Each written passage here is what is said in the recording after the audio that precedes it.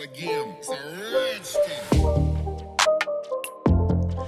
What's going on, everybody? It's the Bull Show, aka Aiden, and welcome back to another video. Ladies and gentlemen, we react to more articles, and this one is a very interesting and compelling one, talking about the Chicago Bulls being potentially interested in a player that is from the Phoenix Suns. Now, you might be saying, I'm finally going to be talking about DeAndre Ayton, even though technically I talked about him in the last video.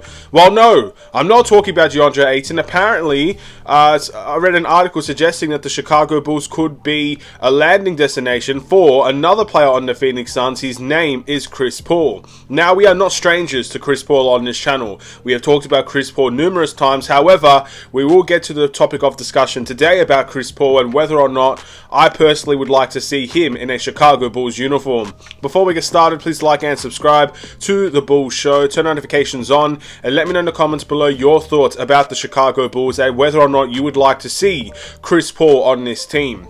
Now, there is a couple of, I guess, benefiting factors and obviously some factors that can make the signing of Chris Paul or the trade for Chris Paul, let's say, a little bit of a questionable one, because you get, again, with every single, I guess, player that you bring into this team, there's not going to be one perfect player that does everything for the Chicago Bulls. I just don't think that player exists, especially for the current team that we have. However, of course, Chris Paul is a point guard, which is the first thing to discuss, and he's one of the best point guards of all time. And not to mention, even though at the age of 38, he is still one of the best facilitators in the NBA. So we got to be very mindful of that, because he fits some needs in that department. A point guard that facilitates well, really is a primary ball handler, and dictates how every single game is played. It does make sense for the Chicago Bulls to go after Chris Paul in that aspect. And in my eyes, Chris Paul gets absolutely no respect in the NBA these days. Now, again, I can understand some of the reasons why, but if we're talking about LeBron James being 38 years old, playing at the highest level possible, the fact that Chris Paul is still a top caliber point guard at the age of 38, averaging 9 assists per game, is beyond me. Again, it just shows how high of an IQ Chris Paul truly has in terms of the NBA. Although he hasn't got a ring, and he may never get a ring, we don't know. Yeah, it's a little bit surprising that he doesn't get any real respect amongst the modern NBA fan. Or some, of course, I'm generalizing. Of course, there are some people that does give the respect to Chris Paul, but for the vast majority, don't really seem to care much about Chris Paul these days. Now, the question begs, of course, would you like to bring Chris Paul to the Chicago Bulls team? Is the rumor or the article that was written about Chris Paul, is it well justified? Does it make sense for the Bulls to go after him? And there are a couple of things I'd like to obviously talk about in this regard. As I mentioned earlier in the video, we do need a point guard. And more specifically, we need a playmaking point guard. Chris Paul is the type of player that will fit that to a T. He's, again, averaging 9 assists per game, very dominant in the pick and roll, very high IQ player. There's a reason why he's getting paid $30 million in terms of an NBA contract, and why the Phoenix Suns still valued him at the age of, what was it, 36 when he got that contract? So again, makes a lot of sense in that regard.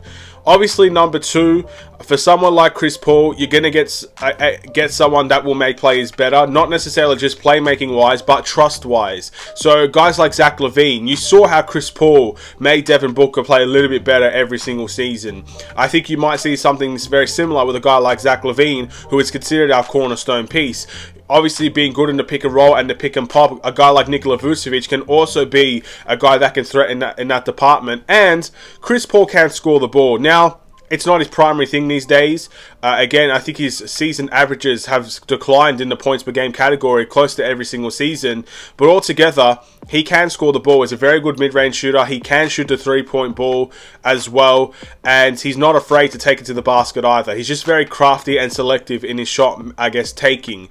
And he does end up playing a lot of minutes for a team like the Phoenix Suns. So there's so many positives there that, again, it's kind of hard to look at Chris Paul and say there's no way on God's green earth I would want Chris Paul on this team.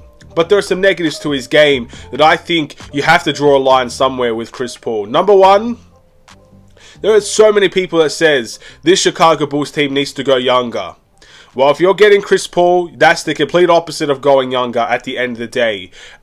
It is as simple as that. He is 38 years old. He does play at a high level when he plays, but altogether, if we are trying to go younger, you don't go and get a guy like Chris Paul. It is as simple as that. Even if he is a multi-time All-Star, an assist champion, all these things, there are certain, I guess, elements to draw a line at. And I think if you are questioning the age of the Bulls, you don't get Chris Paul. Simple as that. For those people that don't question the age, in fact, maybe some people feel like age is necessary to get a little bit more experience into the team, then fine.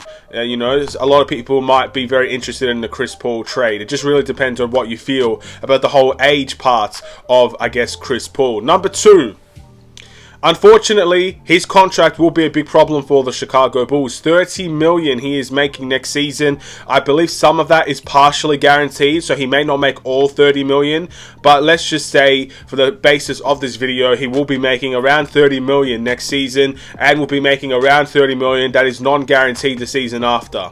So that's something we got to keep in mind. His salary will be a big issue for the Chicago Bulls. You can't have a player like, you know, Zach LaVine on a max contract, DeMar DeRozan making $28 million, Vucevic probably going to be making around the same if he re-signs with the Chicago Bulls, around $22 million or something along those lines. Lonzo Ball's making $20 million, and we haven't really accepted that, I guess, that disabled player exception, whatever the case may be. So Chris Paul making $30 million, I don't see how it can actually work financially. You'd have to trade for him, obviously, and I don't think I'd be willing to trade DeMar, Zach, or Vucevic. Maybe Vucevic, but I wouldn't necessarily, again, it's a topic of conversation whether or not you trade any of those pieces for a guy like Chris Paul. So that's obviously another thing to consider. And 3, he plays at a high level when he plays, but at certain points throughout the course of many seasons now with Chris Paul, we are questioning the health factor of Chris Paul. He seems to get injured in the most unfortunate times in the playoffs, everything in between. It's frustrating to see sometimes because Chris Paul tends to get this close to probably winning a championship in most seasons, and then an injury takes him out of the game. And when Chris Paul is out of the game, it is hard for a team like Phoenix to win because he is the conductor of that team in more ways than one.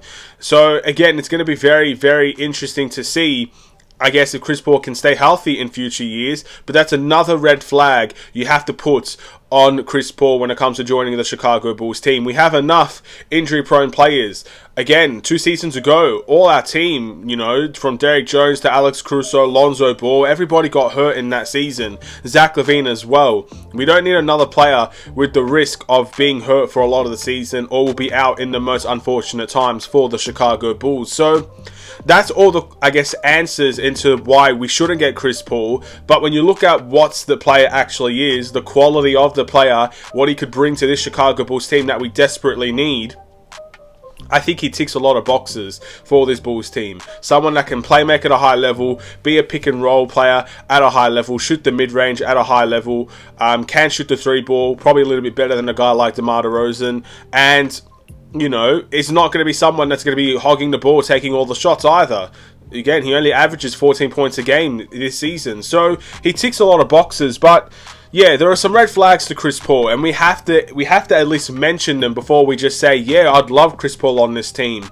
Now, again, to answer the question about Chris Paul, would I want him on this team? A couple of seasons ago, when we were talking about Chris Paul, I was absolutely on board with Chris Paul on this team. But for me, my red flag is when he's not been available to play for a lot for the Phoenix Suns over the past couple of seasons. That's my red flag when it comes to Chris Paul, because I think what he brings to this team will be brilliant and will be very well needed. But at the end of the day, he has to be on the court. And I just don't think he's on the court enough for the Bulls to go and take a chance on him or trade one of our core pieces to get him.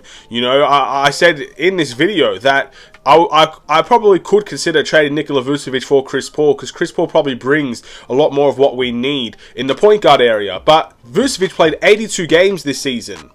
I think that's immeasurable how Vucevic has made himself available in all these games, averaging 17 points and 10 rebounds every single night. You know, it's really, really good to see, even though he does have his obvious weaknesses. With Chris Paul, can we see him have a season like that at his age? And of course, with his injury record in the past, all the way back from the Clippers days, he's had some really hurt seasons. So, altogether, that's my red flag with Chris Paul.